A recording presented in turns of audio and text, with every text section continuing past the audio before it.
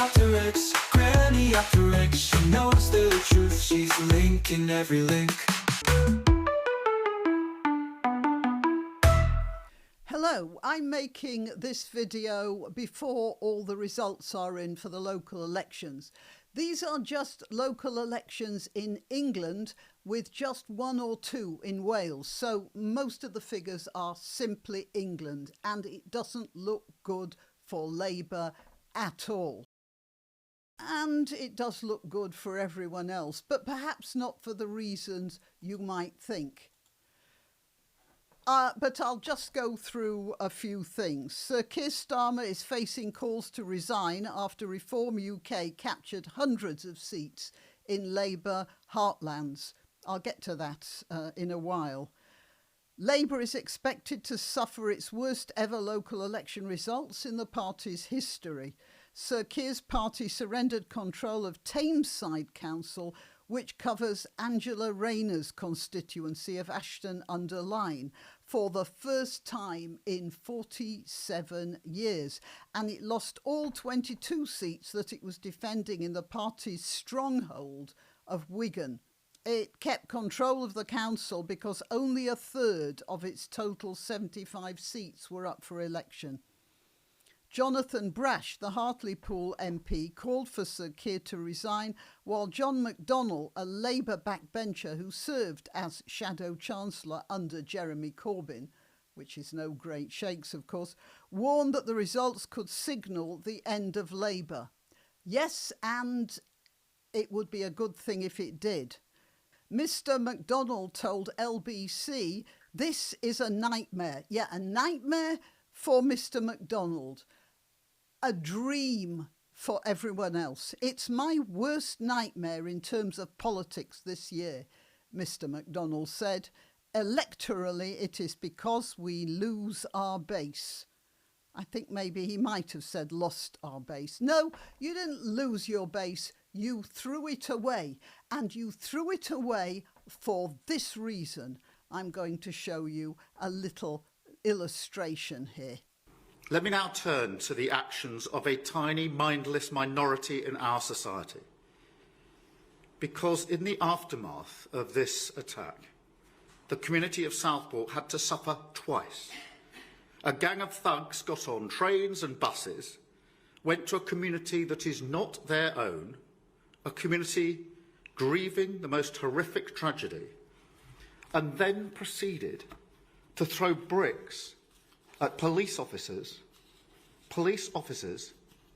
who just 24 hours earlier had been having to deal with an attack on children in their community. And make no mistake, whether it's in Southport, London or Hartlepool, these people are showing our country exactly who they are. And so I've just held a meeting with senior police and law enforcement leaders where we've resolved to show who we are. It was at that precise moment that this election was lost. First, it was a lie. There were no significant outside right-wing thugs bussing in to start riots. It was local people responding to the horror of the tragedy, as well as to online misinformation. Online misinformation was coming about because of the complete shutdown of information from the government and the media under their instruction. This was one of the men that Starmer labelled a right-wing thug. He was a 61-year-old local man by the name of Peter Lynch, who was standing near the front of a demonstration holding a placard naming, as you see, BlackRock as a sinister globalist corporation. The MP for Southport and Mr Lynch's MP was, and still is, a Labour Member of Parliament called Patrick Hurley, who won his seat with a 17,000 strong majority. I searched for anything merciful Mr Hurley might have said about Mr Lynch, his constituent, as I said. But all I did find was that Mr. Hurley had simply repeated what Starmer had said. Hurley described the rioters as beard-up thugs who travelled to the area and attacked police and a mosque, and he called for them to face the full force of the law. That was a direct quote from the official Labour line as dictated by Starmer in his speech, and later in a post from the Home Office.